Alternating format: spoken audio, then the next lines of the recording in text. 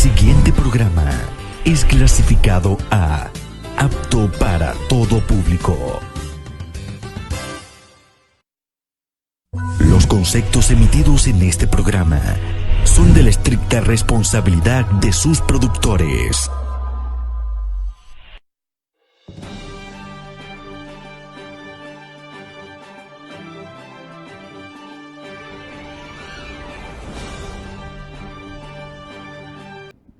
Dominicanas y dominicanos, sean todos ustedes bienvenidos a una emisión más de nuestro programa Punto Ciego, plataforma audiovisual de orientación y concientización política.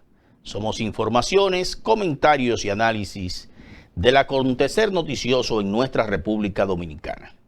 Yo soy Julín Martínez y llegamos a través del Grupo de Medios Global. Yo quiero comenzar el programa de hoy leyendo, porque una tragedia ha consternado la conciencia y el alma nacional.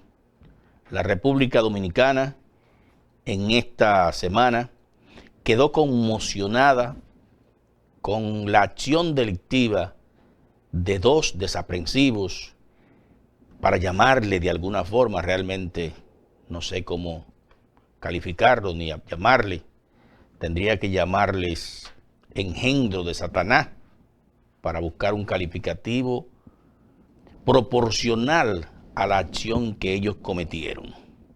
Y quiero, repito, comenzar leyendo algo que ocurrió en la República Dominicana en el 2010, en el año 2010, de unos hechos que venían ocurriendo desde el año 2009, entre el año 2009 y la fecha del apresamiento. Yo quiero que me coloquen esto en pantalla porque quiero leerlo de manera íntegra. Apresan 4 menores y 2 jóvenes acusados de asesinar 7 taxistas. Santo Domingo, eso fue el 11 de abril del año 2010.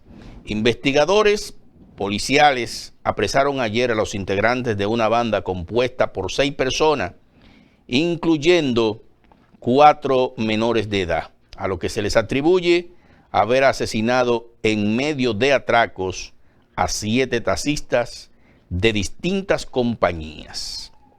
La policía explicó que los malhechores abordaban a los taxis y luego materializaban su acción criminal para despojar a los conductores de dinero, prendas preciosas, celulares y equipos de comunicación.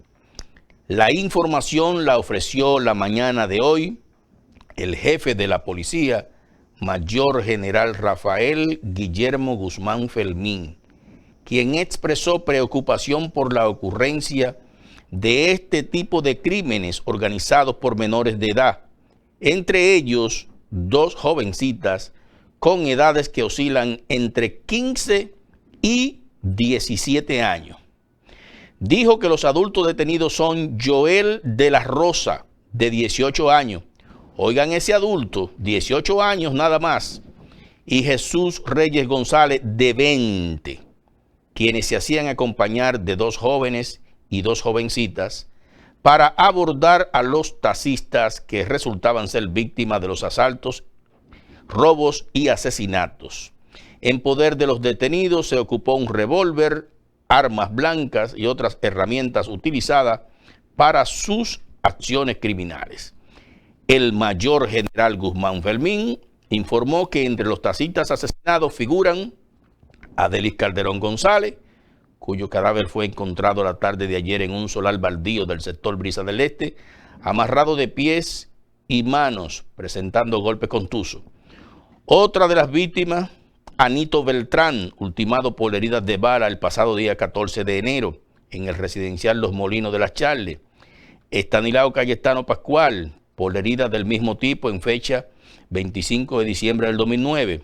El cadáver de Cayetano Pascual fue encontrado dentro del vehículo Toyota rojo, placa A384138 en el kilómetro 8,5 de la carretera Mella, sector Cancino Viejo. Otro taxista asesinado por los detenidos es Jonathan Bello de Olio, a quien asfixiaron por ahorcadura y quemadura con ácido corrosivo en fecha 2 de abril del 2010, cuyo cadáver lanzaron en un solar ubicado en la calle Jardín del Este, esquina Charles de Gaulle, sector Respaldo Los Tres Ojos. También asesinaron al taxista Nelson Tabar Hernández a causa de herida de arma blanca y golpes contusos, cuyo cadáver fue encontrado el 27 de marzo en el sector Los Frailes II, con las manos atadas. Dice aquí, con las manos atadas, pies y manos. Se le atribuye además haber asesinado el pasado 17 de septiembre del 2007 a Joan Manuel Rodríguez Balleste, alias El Locón, a quien también dejaron amarrado de pies y manos en el sector Los Mameyes. Otra de las víctimas es el capitán, escuchen bien, el capitán de la Marina de Guerra, Hernández Romero Sánchez, por herida de bala el pasado 16 de abril del año 2009, a quien despojaron de las pertenencias y su arma de reglamento. Los arrestos fueron materializados por orden judicial número 4941-2010, emitida por la magistrada Karen Mejía Pérez, jueza del tercer juzgado de instrucción permanente de la provincia de Santo Domingo. Descienda aquí, profesor. Miren, eso ocurría en la República Dominicana entre los años 2009 y 2010. Desde aquel entonces, quien les habla se mantiene abogando, se mantiene clamando, se mantiene pidiendo, se mantiene diciendo de manera pública y privada que el Código del Menor en la República Dominicana debe ser modificado, porque la República Dominicana de ayer no es la República Dominicana de hoy. Hay que ajustar ese Código del Menor a la realidad social que se está viviendo hoy en la República Dominicana. Cuando usted y yo éramos muchachos, ¿en qué pensábamos nosotros? En estudiar, en practicar algún deporte. Los muchachos de ahora no están en eso. No están en eso. La inversión de valores que hay en la República Dominicana ha permeado la mentalidad de la infancia y la adolescencia en nuestro país.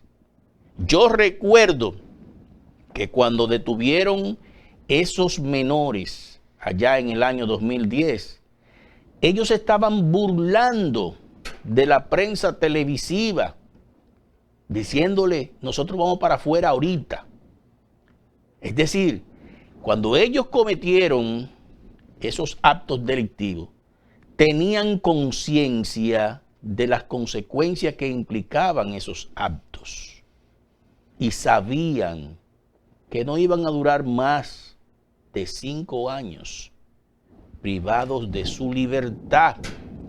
Llamaban los taxistas, se subían el grupito, comenzaban a fumar droga o a oler, a tomar alcohol, incluso hasta sexo oral tenían dentro del carro.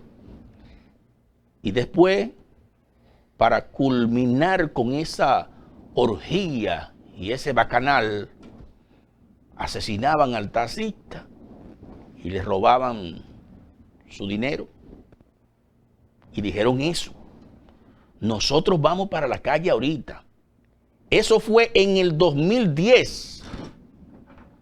Ya esos muchachos están en la calle. Porque desafortunadamente la ley 136-13, el Código del Menor, en su artículo 340, que quiero me lo pongan en pantalla para leerlo de manera íntegra, eso es precisamente lo que establece. ¿Qué nos dice ese artículo del Código del Menor? Nos dice lo siguiente: duración de la privación de libertad en un centro especializado. Punto. La privación de libertad en un centro especializado durará un periodo máximo de A, de 1 a 3 años para la persona adolescente entre 13 y 15 años de edad cumplido al momento de la comisión del acto infraccional. Y B, de 1 a 5 años para las personas adolescentes entre 16 y 18 años al momento de la comisión del acto infraccional. ¿Qué significa esto? Que si usted tiene 12 años y 364 días en la República Dominicana, usted no puede ser privado de su libertad. Así como usted lo está escuchando. Y que si llegó a los 13 hasta cumplir 15 años, 364 días, la pena máxima que puede aplicársele a usted es de 3 años. Y si le falta un día para cumplir 18 años, usted puede hacer lo que sea en la República Dominicana y no puede ser condenado a más de 5 años. La pena máxima aplicable a usted es 5 años. 5 años. ¿Y por qué estamos hablando de ese tema en el día de hoy? Como dije en principio, una niña en Santiago de los Caballeros, en un, me parece, distrito municipal que se llama Sabana Iglesia, fue vilmente asesinada. Apareció su cuerpecito sin ropa en un vertedero. ¿A quiénes se atribuye la comisión de este horrendo hecho? A un señor de 31 años que al parecer se estaba haciendo pasar como menor de edad y a uno de 16 años. Han dicho los medios de comunicación que el que tiene 16 años tiene un proceso abierto por un acto delictivo de violación a un menor, a un varoncito, o sea, un maniático sexual. Pero, como saben que solamente le es aplicable una pena de 5 años, que siga la fiesta, como se dice en buen dominicano. Vamos a escuchar el video que nos reseña cuando encontraron la niña en el vertedero. Adelante, profesor. Bueno, y como adelantamos en titulares, fue encontrado el cuerpo de la niña Yanesi Rodríguez, de 4 años, quien se encontraba desaparecida desde el pasado sábado en el sector Callejón de los Lima, en la localidad Barranca, en Las Charcas. El cadáver fue hallado próximo a su residencia y un despliegue se ve realizado para su búsqueda, que incluyó unidades caninas, equipos élites de la policía y de los organismos de socorro. Esta tarde, las autoridades en Santiago van a ofrecer una rueda de prensa con los detalles, pero a propósito de este lamentable hecho, vamos a hacer contacto con nuestra compañera Deyanira López. Saludos, Ana Rosina, buenas tardes a todos los televidentes. Lamentablemente, con el hallazgo del cadáver de esta niña, se han muerto todas las esperanzas que la familia tenía de que esta fuera hallada con bien. Según las informaciones preliminares que hasta ahora se han ofrecido a los medios de comunicación, fue una persona que fue apresada en horas de la mañana, quien identificó, le mostró a la policía dónde se encontraba la niña. Resulta que fue en una barranca próximo a un basurero, a escasos metros de la residencia, del lugar donde vivía esta niña junto a su madre y a sus demás hermanas.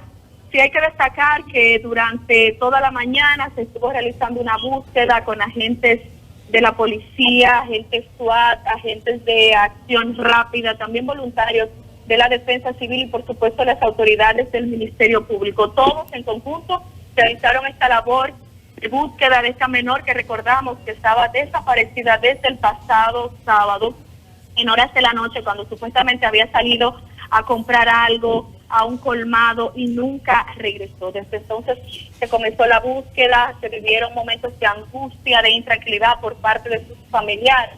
Y debemos recordar también que habían cerca de 5 personas detenidas, incluida la madre de esta menor y también un adolescente de aproximadamente 15 o 16 años.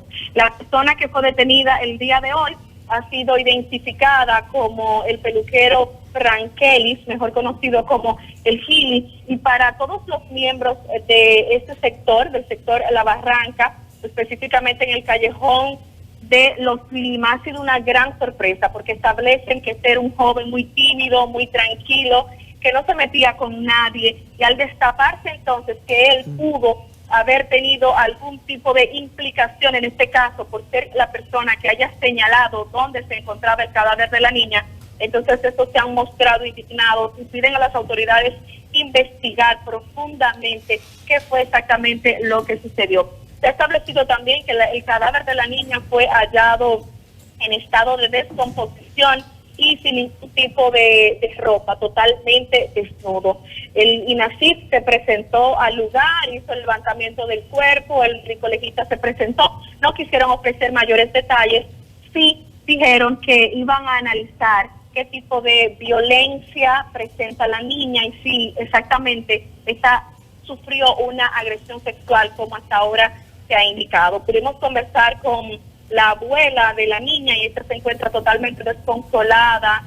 No se explica quién pudo haberle hecho este daño a una criatura indefensa, Yanesi Rodríguez, de apenas 4 años de edad. El panorama es de tristeza, de dolor, de angustia en toda la comunidad y piden todos los vecinos que se investigue realmente quién fue el responsable para evitar que pueda seguir en la calle realizando este tipo de hechos. Las autoridades policiales tienen previsto realizar una rueda de prensa a las 3 de la tarde, donde entonces se estarán ofreciendo mayores detalles a los medios de comunicación para nosotros poder llevarles a todos ustedes más a profundidad, más acabado, toda la información que tiene que ver con este lamentable hecho. Si tienes alguna pregunta, Ana Rosina. No, te iba a preguntar si había otros familiares, aparte de la abuela, que le escuchamos en algunos cortes lamentando con profundo dolor, con rabia, con todos esos sentimientos mezclados, lo que ha sucedido con la niña, pero el padre había dicho, había emitido algunas declaraciones anteriormente. ¿Él no se encuentra allí en el lugar? No. La abuela es la que permanece en la residencia. Aparentemente no le permiten salir para que no se encontrara con este escenario desgarrador. Claro. Pero sí hemos conversado con vecinos y personas muy allegadas y es común el clamor. Piden que se investigue quién fue el responsable de este hecho, porque en la comunidad hay muchos niños, hay muchas niñas y tienen temor de que esta historia se pueda repetir. ¿Continúa detenida la madre de la menor, de Yanira? Continúa detenida, sí, es tanto la madre como un adolescente de 15 años, otros supuestos implicados o personas que hasta el momento tienen vinculación y por eso se mantienen detenidos, y reiteramos que el día de hoy entonces otra persona fue capturada por las autoridades y esta fue quien indicó el lugar donde encontraron a esta menor de 4 años de edad. Bueno, muchísimas gracias por el reporte y vamos a esperar entonces las declaraciones de las autoridades a las 3 de esta tarde. Ver y escuchar esa noticia, de verdad que nos deja con el alma destrozada. Sobre todo a quienes como yo tenemos hijas que son menores, que están en su infancia. Es una noticia lamentable y cualquiera no quisiera estar en el lugar de los familiares de esa niña. De verdad que es bastante difícil. Y ahí nos sale el adulto que participó en esa acción delictiva con algo que es más desgarrador todavía. Adelante, profesor. Yo intenté penetrar. Ajá. Y no, a mí no me entró. Pero a una niña de 4 años. ya estaba muerta cuando él la llevó. ¿Por qué la mató? ¿Por quién la mató? El menor, Sí. ¿Por qué? no sé por qué. Ya cuando él sabe yo de ahí para allá, no sé decirle por qué. Yo intenté penetrar Ajá. y no, a mí no me entró. Pero a una niña de 4 años. Ya estaba muerta cuando él la llevó. ¿Por qué la mató? ¿Por quién la mató? El menor, Sí. ¿Por qué? no sé por qué. Ya cuando él sabe yo de ahí para allá. O sea, él nos dice como si nada que él intentó tener relaciones con la niña después de muerta. Y yo me hago la siguiente pregunta. ¿Qué condena puede aplicársele a este degenerado y maniático sexual que sirva de compensación a la sociedad? Ninguna. Yo he hablado mucho de la pena de muerte y hay personas que me han criticado a mí por eso. Pero señores, vamos a respetar la vida. Está bien que los derechos humanos hablen del respeto a la vida, pero vamos a respetar la vida de quienes respetan la vida de las otras personas. Ese hombre merece una sanción proporcional a la acción delictiva que cometió y no hay ninguna proporcional a eso que no sea la muerte. Él y el menor. Pero el menor, repito, el artículo 340 del Código del Menor dice que no puede ser condenado a más de 5 años. Ahorita está en la calle, porque estamos hablando de 5 años, pero en 2 años y 6 meses, con un recurso de libertad condicional, puede estar en la calle. Un hombre que tiene un proceso abierto por un caso de violación a un varoncito menor. Entonces, ¿qué podemos hacer? Pero también hay un asunto más grave todavía aquí, y es el caso de la mamá. La mamá manda a esa niña a un colmado, a un colmadón donde se estaba consumiendo alcohol a las 10 de la noche. 10 de la noche. La policía la apresa, parece que le hicieron un interrogatorio, la libera, vuelve y la apresa, otro interrogatorio, y de nuevo el último informe que tenemos es que está en libertad. Yo quiero que revisemos el artículo 398 del Código del Menor, para que ustedes vean qué nos dice ahí y qué nosotros sugerimos que sea modificado. Porque estamos hablando de la modificación de la ley 136-13, Código del Menor. Dice aquí, artículo 398, en pantalla. Sanción a la no supervisión de adultos. Cuando se compruebe que el padre o la madre de niños y niñas los dejen dentro del hogar sin estar provisto de supervisión de adultos, serán castigados con pena de 2 a 6 meses de prisión. También serán referidos a tratamiento psicoterapéutico y asistencia social. Quiero repetirlo. Cuando se compruebe que el padre o la madre de niños y niñas los dejen dentro del hogar sin estar provisto de supervisión de adultos, serán castigados con penas de 2 a 6 meses. Diríamos que esa pena es proporcional a el error que está cometiendo el padre o la madre de dejar en el hogar sin supervisión al menor. Usted lo dejó en el hogar, bueno, pues usted lo vamos a privar de su libertad por 2 meses o 6 meses, conforme a la circunstancia. Pero yo me hago la siguiente pregunta y quiero que ustedes se las hagan también, las siguientes preguntas. ¿Qué es más peligroso? ¿Dejar un niño en su hogar solo o enviarlo a un colmadón desprovisto, desprotegido, a las 10 de la noche, sin ningún tipo de supervisión de un adulto. Reflexionemos. Si esto es sancionable, dejarlo en el hogar sin supervisión, sin ningún tipo de protección, tutoría. Yo entiendo que lanzarlo a las calles a las 10 de la noche a un colmadón es mucho más peligroso.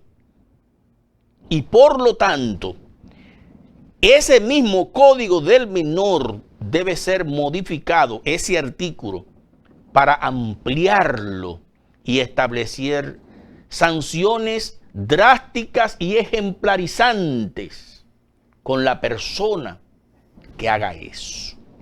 Así de sencillo.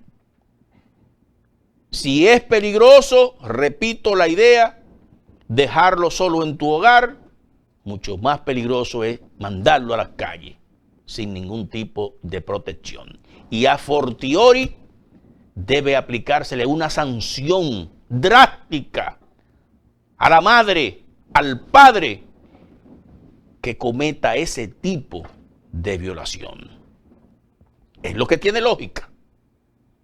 Modificar el código del menor para que su artículo 340 establezca sanciones no de 5 años, no, sino sancionar a esos menores como adultos, porque tienen conciencia de lo que están haciendo y de que ese código del menor le protege. 20 años. Yo no estoy de acuerdo, escuchen bien, con que a un menor se le establezcan, diríamos, 30 años. Quizás tampoco la pena de muerte. Aquí hubo pena de muerte a los menores. Y hay menores condenados a cadena perpetua aquí en Estados Unidos. Yo no estoy de acuerdo con eso. Porque realmente una persona entre 16 y 18 años, a pesar de que tenga conciencia de que está cometiendo un acto delictivo, no tiene la plenitud de conciencia de cuáles son las consecuencias de ese acto. Y puede ser que en 5, en 10, en 20 años se arrepienta. Pero sí deben ser condenados a 20 años.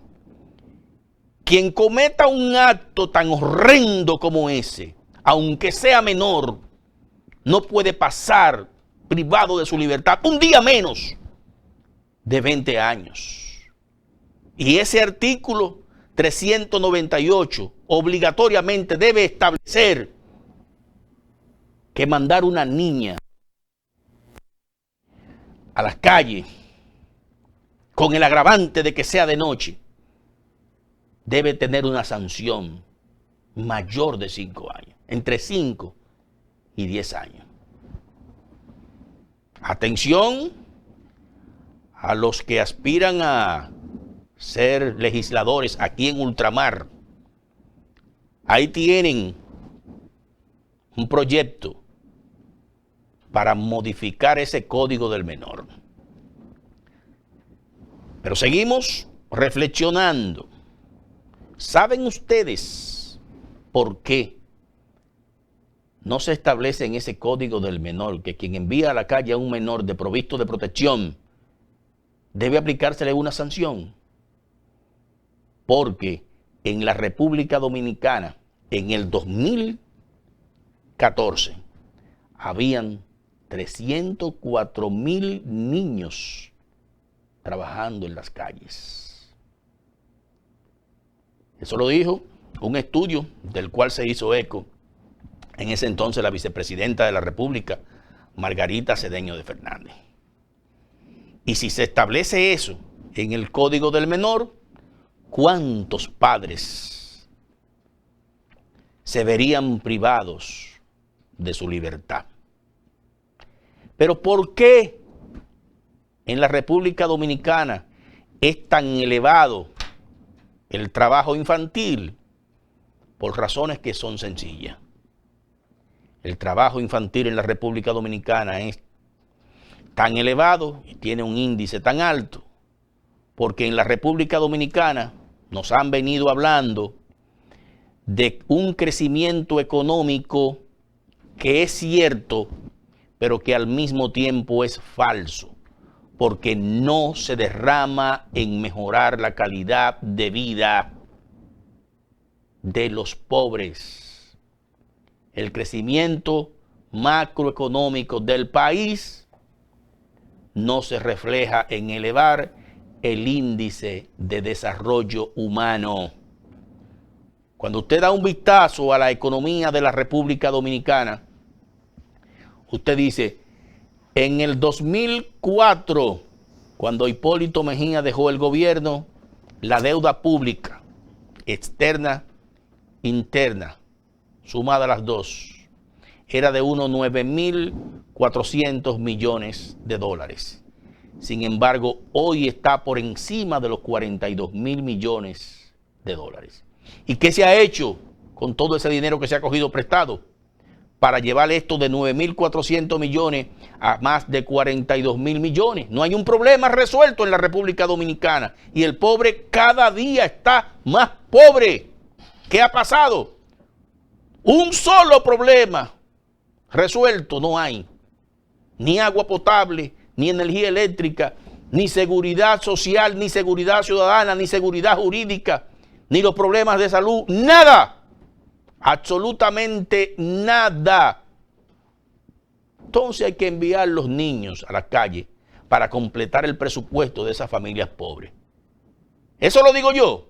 No, eso lo dijo el gobernador del Banco Central, Valdés Albizu, que el crecimiento macroeconómico del país no se derrama en mejorar la calidad de vida de los dominicanos y por eso el auge de la violencia en nuestra República Dominicana.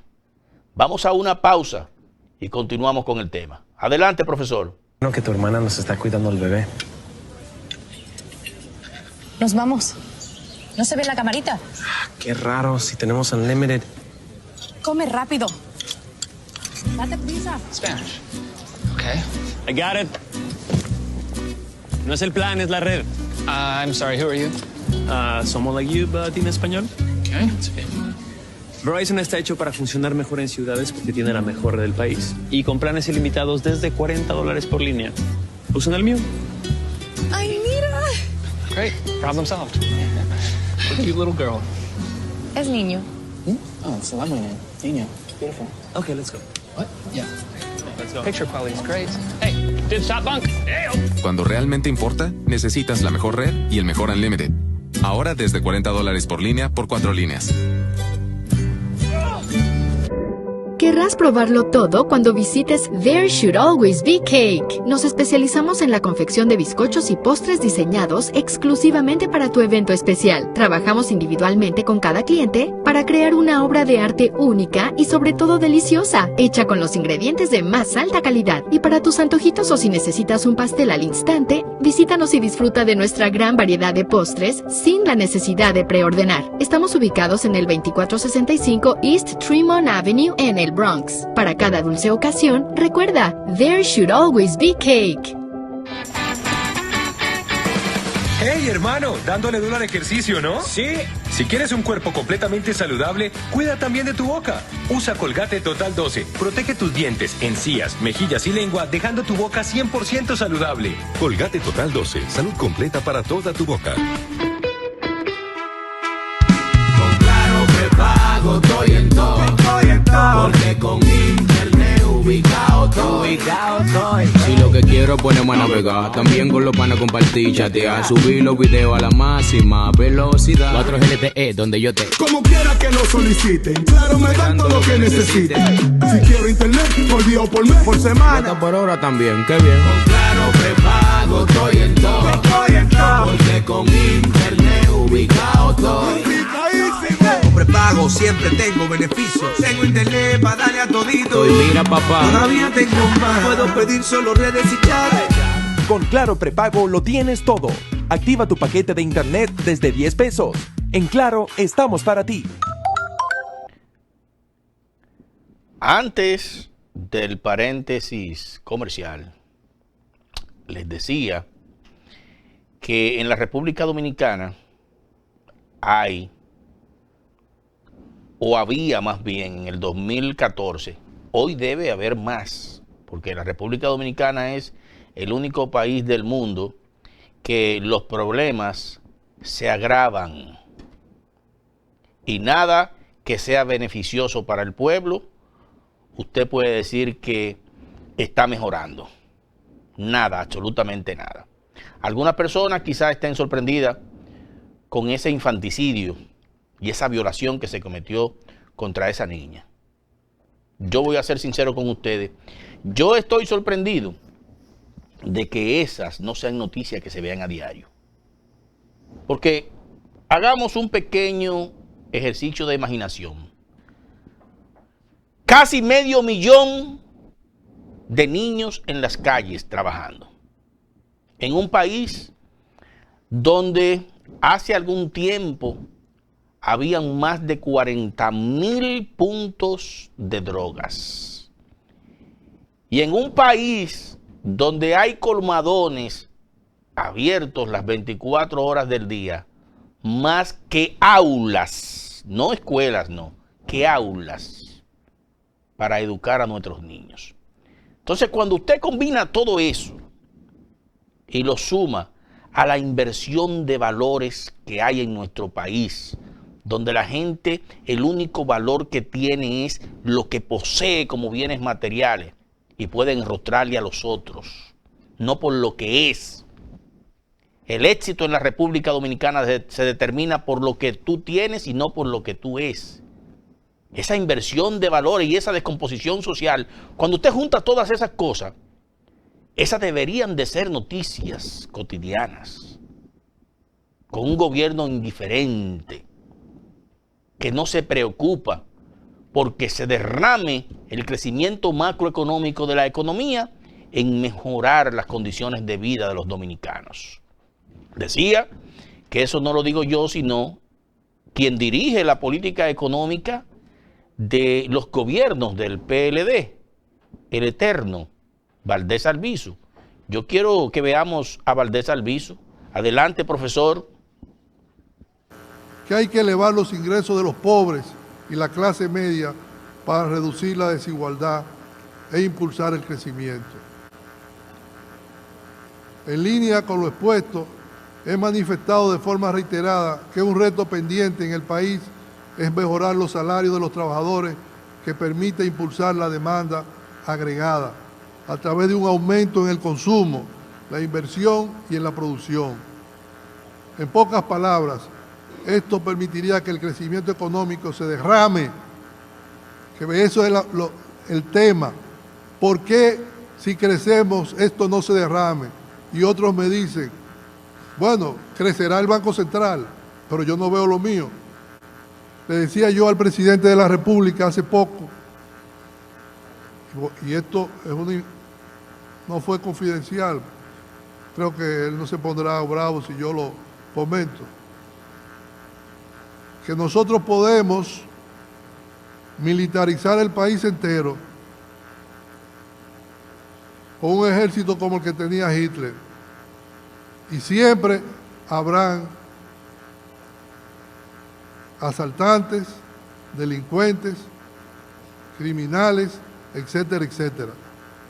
Porque, me decía él, yo le decía, presidente, porque el que tiene un hijo o dos hijos, el hombre que tiene 2 o 3 hijos, está pensando que solo tiene para llevarle a su familia la comida y una comida sin muchos nutrientes. Y probablemente no tiene para comprar la leche del más chiquito. Sale a la calle y ve una tipa buena moza con una cartera Louis Vuitton o uno de nosotros muy bien vestido, con traje, y dice, este es el mío. Nos asaltan, nos desvalijan, nos quitan los relojes, nos dan 2 o 3 pescozones y si nos rebelamos nos dan un tiro. Pero al final de cuentas el tema está en que tenemos una población que tenemos que derramar el crecimiento, que tenemos que hacerlo partícipe del crecimiento y de la mejoría que está teniendo nuestra... Ese que ustedes vieron ahí es el jefe del sector económico en la República Dominicana, el funcionario dominicano que más alto salario devenga. Y él lo está diciendo claro. ¿Qué tengo que decir yo? A confesión de parte, relevo de prueba, dice el derecho. Él está diciendo que el origen y la causa de toda esa violencia que hay en la República Dominicana, en todos los órdenes, es precisamente lo que dijimos anteriormente. A mí que nadie me hable de crecimiento macroeconómico en la República Dominicana, él mismo, que cada 3 meses se para y hace una conferencia de prensa, crecimos 5.5%, 7%, el país que más crece de América. Mentira. El grupito que más crece de América. El país no está creciendo. En el país lo que estamos viendo es eso. Muchos feminicidios, muchos infanticidios, mucho de todo. Mucho consumo y tráfico de droga. Mucha delincuencia es lo que se ve en la República Dominicana.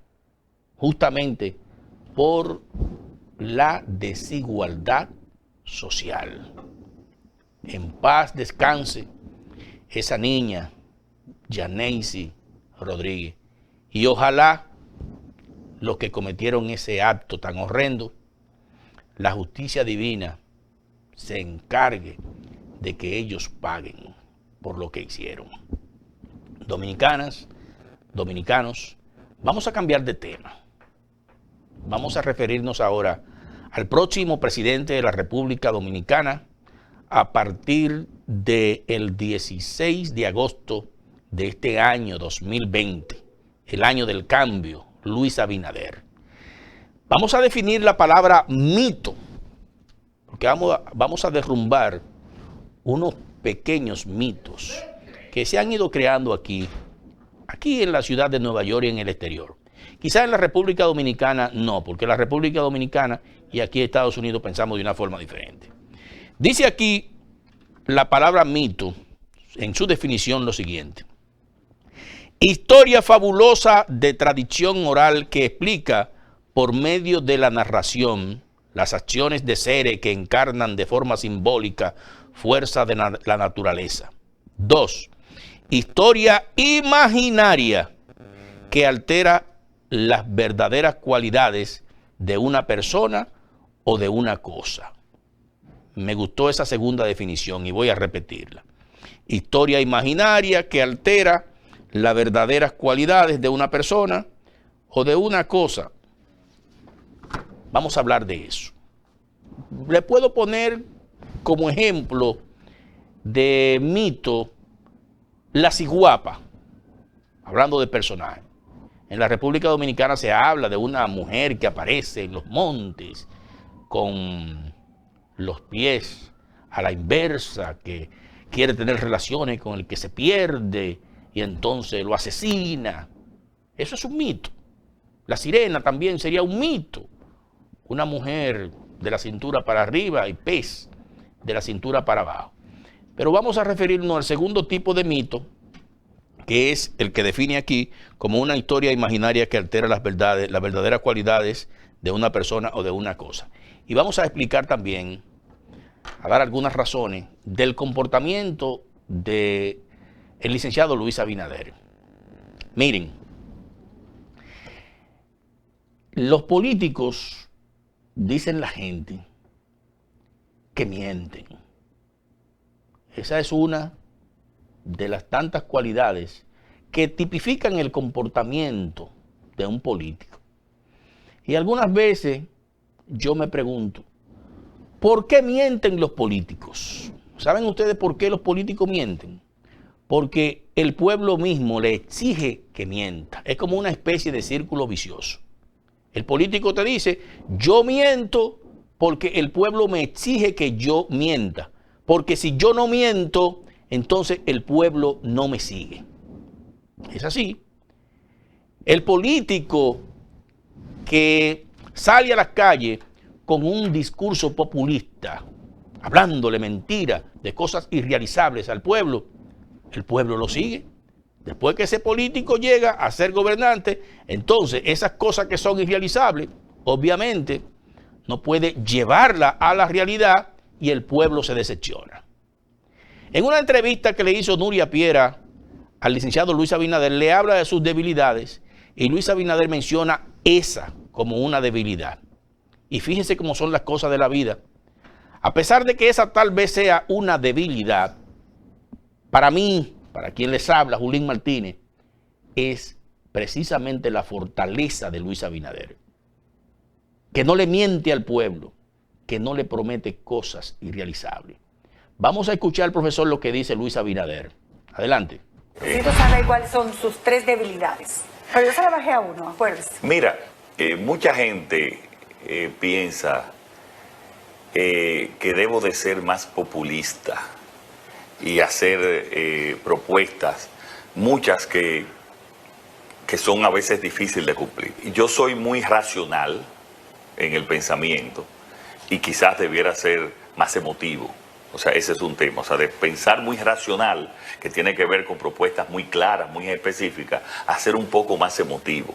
Quizás eso es uno de los cambios que tenemos que hacer. ¿Qué necesita un país ahora? ¿Un presidente más emotivo o más lógico? Para llegar al poder necesita más emotivo, pero para gobernar necesita más lógico. Hay políticos que salen a las calles a decir que van a convertir a la República Dominicana en un año en la Suiza de América.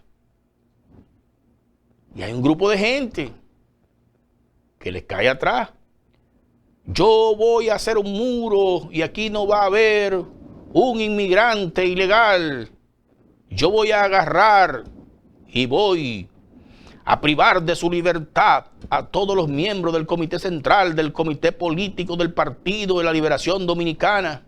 Óigame, pero si se está hablando de que se va a descentralizar el poder que tiene el presidente, usted no puede estar diciendo que usted va a meter preso a nadie. Pero a la gente le gusta escuchar eso. Y sin razonar, le puede caer atrás, aunque sea un grupo reducido a ese tipo de políticos. Sin embargo, los que tenemos un poquito la conciencia más elevada, no nos pueden venir con discurso populista. Y por eso nos atrae el discurso de Luis Abinader, quien le ha dicho al pueblo lo que va a hacer, pero no solamente lo que va a hacer, sino que cada vez que le dice, vamos a hacer esto, le dice, lo vamos a realizar con un dinero que se va a buscar de aquí y de allá. Lo hace en función a los presupuestos que ha tenido la República Dominicana en los últimos 4 años. Hay personas que prometen cosas y cuando tú sumas toda esa propuesta, sobrepasan todos los presupuestos juntos de la República Dominicana. Pero el que no tiene conciencia cree ese tipo de promesa. Yo entiendo que esa debilidad de Luis Abinader, que ha llegado a sus oídos, que debe ser más populista, pero que él no lo hace, es precisamente la fortaleza de Luis Abinader. Algunos no siguen a Luis Abinader porque han escuchado también el mito de que Luis Abinader tiene negocio con el gobierno y que por eso quizá no sea un crítico tan acérrimo del gobierno del Partido de la Liberación Dominicana. Hablamos de eso la semana pasada, pero yo quiero que ustedes los vean en forma más detallada y más precisa en una entrevista que le hizo Colombia Alcántara al próximo presidente de la República Dominicana. Adelante, profesor. Yo quiero que sepan esto. Nosotros sacamos un 35%, nos dejaron un 35%, no que sacamos, nos dejaron un 35%. De ese 35%, mientras los partidos mayoritarios le dieron 400. Profesor, alteramos el orden ahí. Es el siguiente video que tiene que pasarme. Adelante, profesor. Ahora que usted menciona la palabra conflicto de interés, una de las cuestionantes que mucha gente se hace, Luis Abinader es un empresario, su familia tiene una impronta de empresariado también y específicamente usted sigue desarrollando su vida empresarial. ¿Cómo sería, hablando de conflicto de intereses, en el caso de que Luis Abinader llegue a ser presidente, poder hacer ambas cosas o se retiraría? ¿Cómo manejaría esa parte? Mira, básicamente ya yo estoy retirado y hay un equipo empresarial que lleva los trabajos de nosotros. Pero hay algo que es importante conocer y es que hay un protocolo que tenemos nosotros como empresa familiar, inspirado por mi padre desde los años 80, de que ninguna institución nuestra hace negocios con el Estado. Bueno, lo que sea obviamente fundamental para tú hacer negocios, tú tienes que pagar impuestos. Pero no tenemos ningún tipo... Pero no es que le venden o le contratan al Estado. Ni le vendo ni lo... Sin embargo, eso se ha comentado. Mira, no sé si en el caso de la cementera específicamente. Pero absolutamente, nosotros no somos ni siquiera estamos inscritos como suplidores del Estado, ni le vendemos al Estado. Eso puede estar la gente totalmente segura. Esos son los inventos que te hacen en esta actividad, pero es totalmente falso en ese aspecto. Y la OIM es la única universidad que no recibe, ni ha recibido ni subvención, ni ningún tipo de donación, que no nos oponemos a eso. Pienso que la educación especial y en algunos casos deben hacerlo, pero en el caso nuestro no lo aceptamos. O sea que eso para mantenernos. Pero mira, mira en el caso nuestro, por ejemplo, que estamos tenemos una institución educativa. En las elecciones pasadas, la mayoría de los rectores y especialmente universidades privadas me apoyaron a mí. Y hoy el director del gabinete presidencial que nosotros hemos creado es Lisandro Macarulla, que es un empresario del CONEP, que es competidor de nosotros en el cemento porque es accionista de la empresa Domicen, donde están también la familia Vicini y un grupo italiano. O sea, porque conocen la forma en que nosotros trabajamos, que es respetando las leyes, respetando el marco jurídico y nunca abusando, sino siguiendo los mismos, el marco, las leyes y las buenas prácticas de negocio. Para quien se pregunta que si el empresario, el político, estamos definidos solo en política. Pero totalmente, solamente en política y más aún, cuando llegue el momento y se anunciará al país, aquí hay una serie de protocolos que tiene Transparencia Internacional que nosotros vamos a firmar para dar un ejemplo, Colombia, aquí en este país, dar un ejemplo de lo que es la transparencia, que la gente sepa, estas son las actividades que realiza y donde yo tengo participación y que conozca y que sepa perfectamente. Y con eso yo quiero... lujo de hacerlo transparente porque ha trabajado desde las generaciones pasadas, como usted citaba. Pero por supuesto, y además nosotros... No hay sorpresa de dónde salió el dinero, hombre, Luis. Totalmente. Sencillamente, otro mito que se derrumba, el del asunto de que Luis Abinader tiene negocio con el gobierno. Si usted quiere seguir creyendo eso, son asuntos suyos, pero ahí está la realidad. Hay un detalle ahí que es importante y es cuando Luis dice que los rectores de las distintas universidades en su mayoría apoyaron su candidatura en el 2016. Eso habla muy bien del concepto que tienen ellos de quién es Luis Abinader, pero hay otro mucho más importante todavía, cuando nos habla de que el presidente de su gabinete presidencial es una persona que es accionista de la competencia en la venta de cemento. ¿Qué nos dice a nosotros eso? ¿Saben ustedes qué nos dice a nosotros eso? Ustedes han escuchado hablar de competencia desleal. Eso nos dice la lealtad en términos de competencia que hace la familia Abinader. Porque no es verdad que si fueran competentes desleales, la competencia formara parte de su gabinete presidencial. ¿Cómo la familia Abinader acciona conforme a las leyes y a las normas de convivencia pacífica de la República Dominicana? Y eso es precisamente lo que significa el cambio, que en la República Dominicana se establezca un régimen de derecho, un Estado de derecho, y se respeten las leyes. En múltiples ocasiones Luis Abinader ha dicho que la República Dominicana fuera otra si en la República Dominicana se cumplieran las leyes. Pero algunas personas también no siguen a Luis por un mito de que Luis no defendió su triunfo en el año 2016. Y yo quiero que veamos el siguiente video. Adelante, profesor. Yo quiero que sepan esto. Nosotros sacamos un 35%, nos dejaron un 35%, no que sacamos, nos dejaron un 35%. De ese 35%, mientras los partidos mayoritarios le dieron 460 millones para las elecciones, Colombia, a nosotros nos dieron 12 millones. Porque no eran mayoritarios. No éramos mayoritarios. No teníamos delegados técnicos, porque no éramos mayoritarios. Tú sabes que las mesas, los colegios electorales y especialmente las juntas municipales se conformaron con miembros que promovía el PRD y el PLD. Entonces, muchos de esos miembros en esas juntas municipales electorales en todo el país se fueron con nosotros. Pero sucede que hubo una disposición de la Junta donde decía que el PRD que lo había propuesto podía modificarlo. Entonces nos dejaron sin representación en ninguna junta, ni delegado técnico. ¿Cuál entiende usted que fue el porcentaje que sacó el PRM? Mira, nosotros pensamos, nunca he dicho que ganar las elecciones, pero nosotros sacamos cerca de un 42%. Y el presidente sacó menos de un 55%, 54%. Para mí esos fueron los números reales de esas elecciones. Yo llegué a ir a 36 juntas municipales electorales. Fui con mi presencia a defender, peleando, a defender. Dicho de manera sencilla, vamos a utilizar la lógica del razonamiento y el sentido común.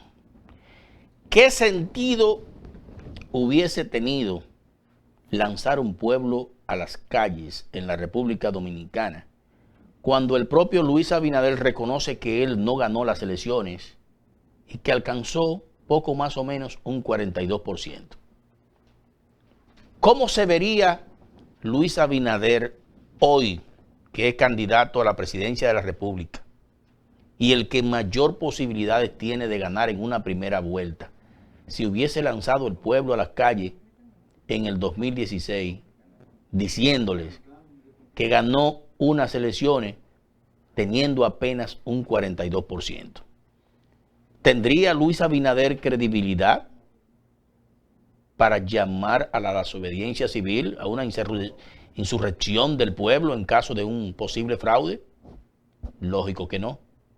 Entonces, nosotros siempre vimos con buenos ojos el hecho de que en el 2016, cuando no ganamos las elecciones, el licenciado Luis Abinader accionó con ese comedimiento que le caracteriza.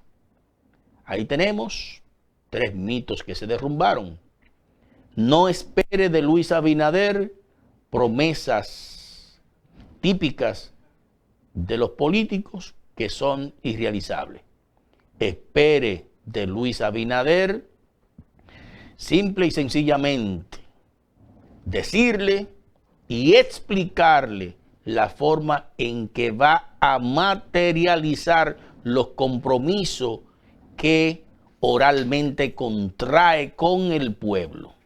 Segundo, Luis Abinader no tiene ningún tipo de negociaciones con el gobierno. Y tercero, no habían causas ni justificación para lanzar un pueblo a las calles.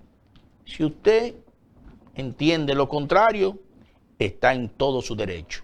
Pero la realidad nos dice que hoy por hoy la República Dominicana merece un gobernante con esas condiciones y que respete y haga respetar las leyes, como dice el juramento que hacen los presidentes cuando ascienden a la primera magistratura del Estado. Señoras y señores, este programa llegó a su final. Para Julín Martínez, un inmenso placer haber compartido con todos ustedes. Será hasta una próxima emisión, Dios mediante. Hablamos.